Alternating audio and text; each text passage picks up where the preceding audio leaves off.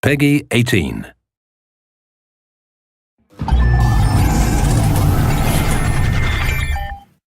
Hello everyone, I'm Colin Graham. I'm the animation director on Watch Dogs, and today I'm excited to present to you a vertical slice of the Watch Dogs free roaming experience.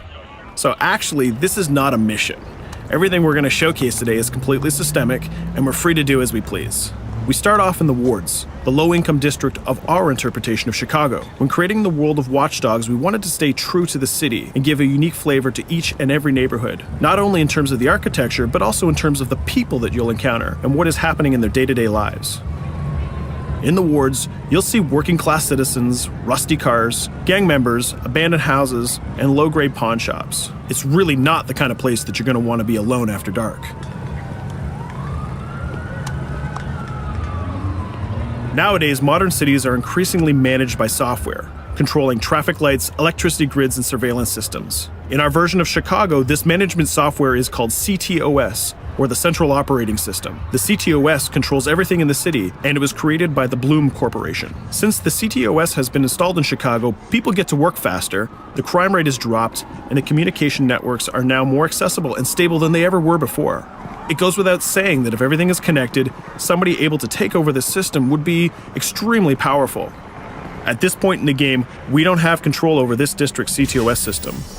The icons that you see over people's head mean that we cannot hack into their mobile devices at the moment. We need to find the ctOS control center, install a backdoor virus into the system to take control over all of the infrastructure in this district. There it is, the ctOS control center.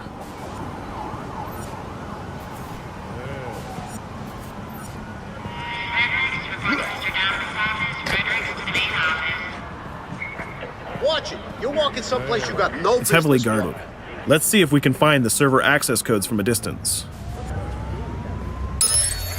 With cameras, we can explore restricted areas without being spotted, tag different guards, and access details on their lives. What the hell is she doing with that weasel motherfucker? It seems that Bloom employees all have a sort of shady past. There it is, the access code to the server room. Unfortunately, we can't access the server via the cameras. We need to sneak inside. One thing that was really important to us when we designed Watch Dogs was to fully support different player styles. Every situation in the game can be tackled the way the player sees fit. In this situation, we can go all out guns blazing, completely stealth without the guards ever seeing us, or we can hack from a distance without ever setting foot inside the restricted area. Let's hack this forklift. Aiden can use the environment to distract and lure guards. Pretty much anything you hack has multiple functions. So, for example, you could use this forklift to access the roof, or you could use it to create cover. Hacking in Watch Dogs is all about player expression. Let's set an improvised explosive device so we can hack it a little bit later.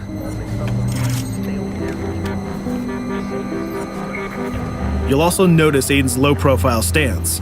This indicates when the guards are unaware of our presence.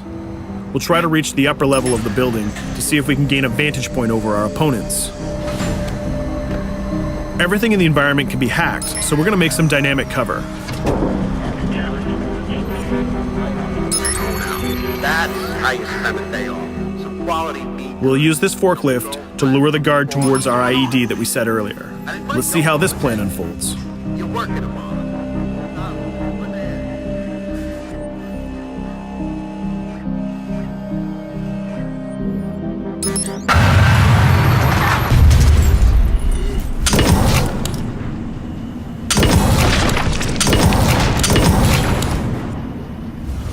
What you just saw is called focus. It represents Aiden's analysis capabilities and his quick reflexes. This gives the player more time to combine core game mechanics together, such as shooting, hacking, and driving, in order to handle more complicated situations.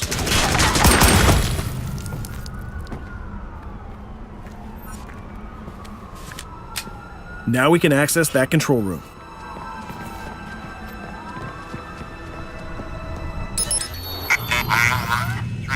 Drop 2, 5.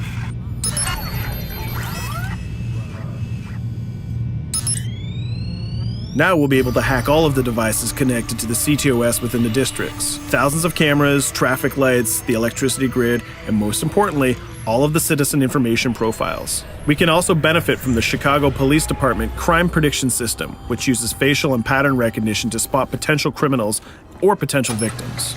Since this is a pretty rough neighborhood, I'm pretty sure we're going to stumble on some suspected criminal activity pretty soon. And there it is. The system just pushed an alert of a potential crime. We can see the system trying to triangulate the location on our minimap. Take note, this isn't a mission. This can happen anywhere at any time. We've just spotted a potential victim. It's always up to the player if he wants to investigate or not, to take action or not.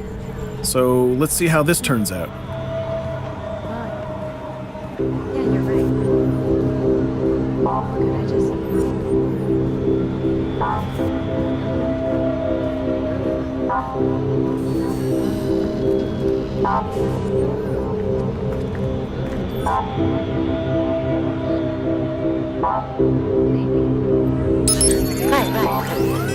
You think you're leaving me? Huh?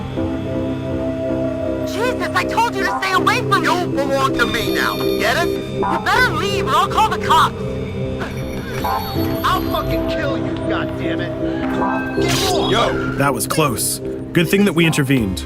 We managed to prevent the crime, but we triggered a chase. From here, the criminal's behavior is unpredictable. He can try to get away, shoot back at us, surrender, or call for backup.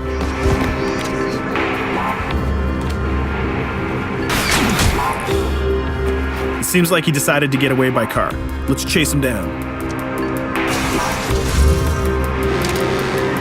In Watch Dogs, we have a wide variety of vehicles. Each one of them has their own unique properties and handling.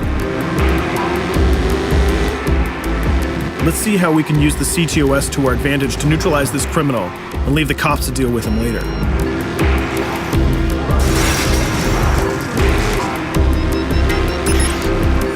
The chase stops right here. Using the blockers usually reserved for the cops during interventions, we managed to stop this criminal without killing him. This gives us a reputation bonus. This system is at the core of the Watch Dogs experience. Depending on how we handle different situations in the game, the media and the citizens will have a different perception of our hero, whether he is a true vigilante or a reckless criminal. This will have repercussions throughout the game. Now, let's head for the Loop, the historical district of Chicago, where you're going to find the most iconic buildings in the city.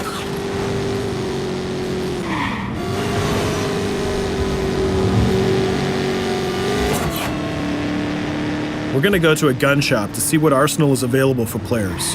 The economy is a big part of Watch Dogs. Players will be able to grow their arsenal with weapons and craft their tools in order to increase their power and their hacking abilities.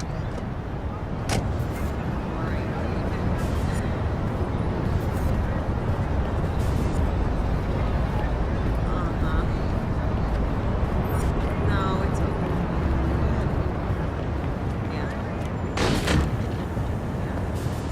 You will find all of the weapons that you would expect in a traditional shooter. Pistols, assault rifles, guns, sniper rifles, and grenade launchers, just to name a few. A lot of bullets were fired in our last encounter with the ctOS guards. Let's stock up on some more ammo. Finding everything.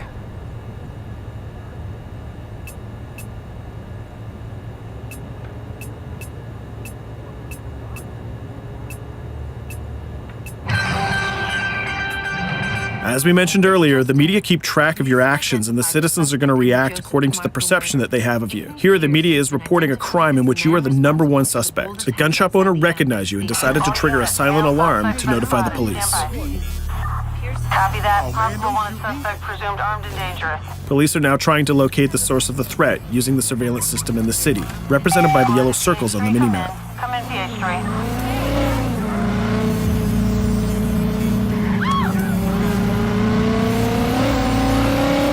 Aiden is able to stall their efforts by hacking into their communication systems while avoiding the scanning areas.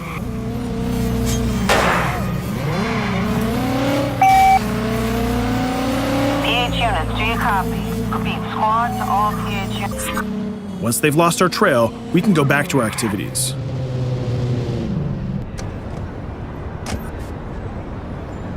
One thing that Bloom did to win over the population of Chicago with the ctOS project was to install free Wi-Fi hotspots throughout the city.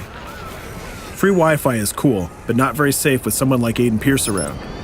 Hacking into this box is going to give us access to every device that's connected to it. So let's see where that brings us.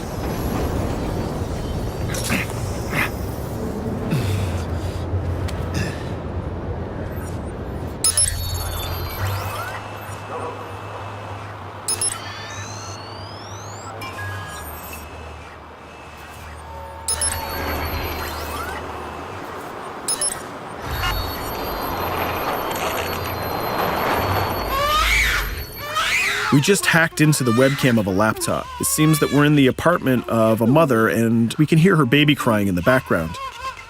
Her bank information is in her mobile phone sitting right there on the table in front of us. It's totally up to the player whether we decide to steal it or not. Of course, this won't affect our reputation because nobody can witness this action.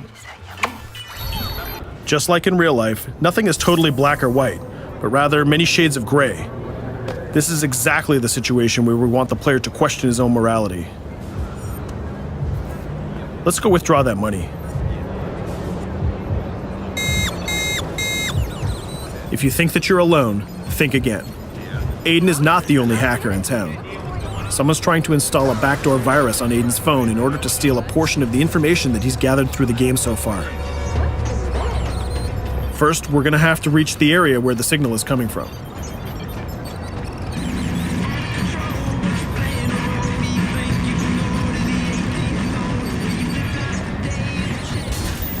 Using our profiler, we're going to try to identify the hacker before the installation finishes.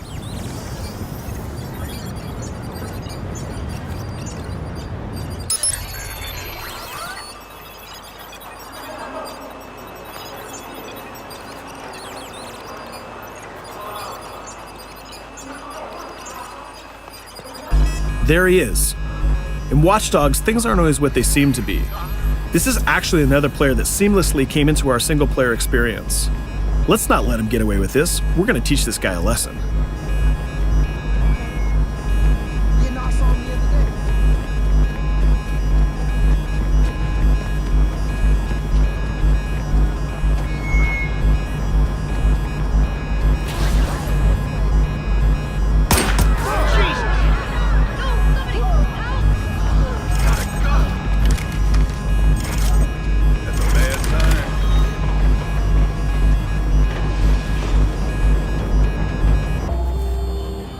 We stopped the hack, but the hacker managed to get away. I don't know about you, but we can't let this pass by. We need to retaliate. Using the grid, let's see if we can find that second player. There he is. Let's enter his game seamlessly.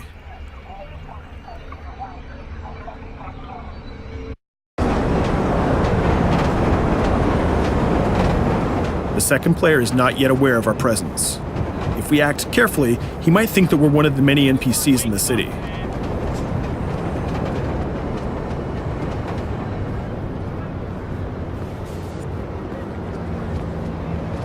What was that?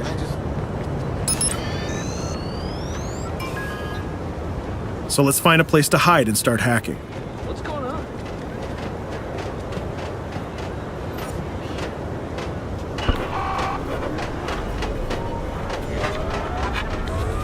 The second player has just been alerted that a breach has occurred on his phone. He's trying to find us using his profiler.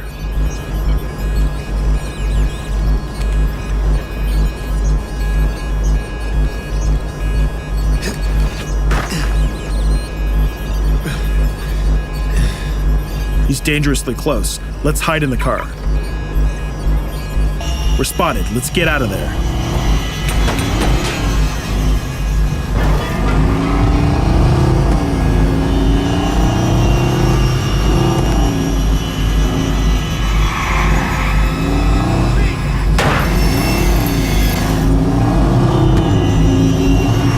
Let's set up an ambush right here. By dragging the other player back here into the alley, we make sure that no civilians get hurt during the firefight. We didn't succeed in hacking the second player, but we did get a little bit of revenge.